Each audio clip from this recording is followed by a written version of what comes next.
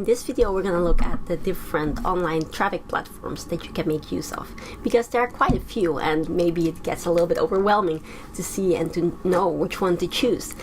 And it's pretty funny how Digital Marketer describes these different traffic platforms, because they call them traffic stores. And the reason is basically because you are going to a store and you buy traffic from them.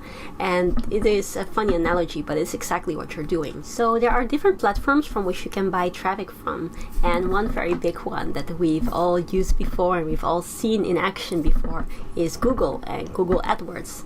And you probably remember the last time that you typed in something in Google and then see that the first few results are ads.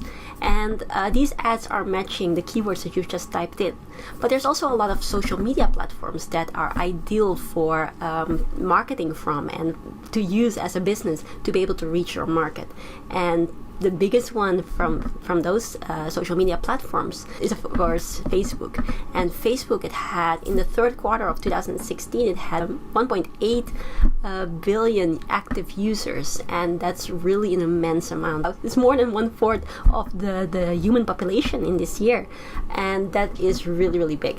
So it's really amazing that you can reach so many different people on just one social media platform. But aside from Google and Facebook, there's also a lot of other social media platforms that you can make use of, such as Instagram or Twitter or even LinkedIn, which is ideal for business-to-business marketing, and many other different platforms that are out there. But the good thing to know is that the way how you can market on most of these social media platforms is very similar to one another. And if you understand how to do this on one platform, it will be not too difficult to do it on another platform as well.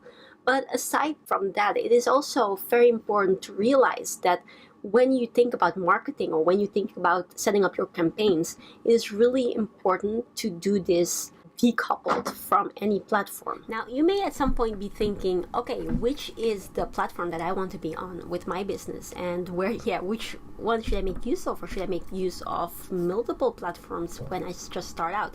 But the important thing to realize here is that it is your market that determines on which platform you would want to be on. You want to be there where your market is.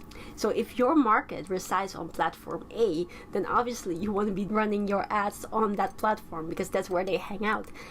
But if you have a market which is across multiple platforms, then obviously you can make use of multiple platforms. And that's important to realize also on a deeper level. When you design your campaigns, or when you just basically design your whole marketing plan, it is important to do this in a way that is independent of any platform that you may be making use of, because you can make use of different platforms, and you can, for example, run ads to cold traffic on Facebook initially. So those are the ads with which you introduce yourself, and then use retargeting and follow-up marketing with maybe Twitter or maybe with YouTube.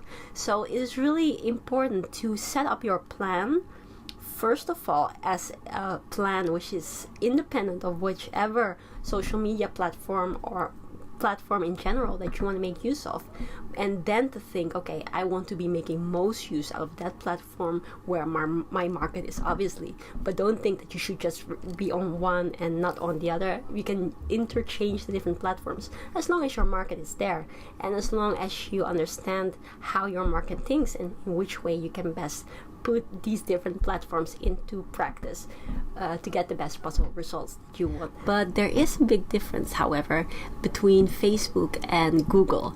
And because these are two very important platforms that you may want to be using for putting your ads out there and to promote your business, we're going to go into a little bit more detail in what is the difference between these two platforms, and to see which one you would want to use in which case. There's a difference between the two different platforms as being demand fulfillment and demand generation. So within Google, people are obviously searching for things, and then based on their search, different ads come up. So basically, there's already a demand, and by showing the right ads to the things that people type in for, then you are fulfilling that demand.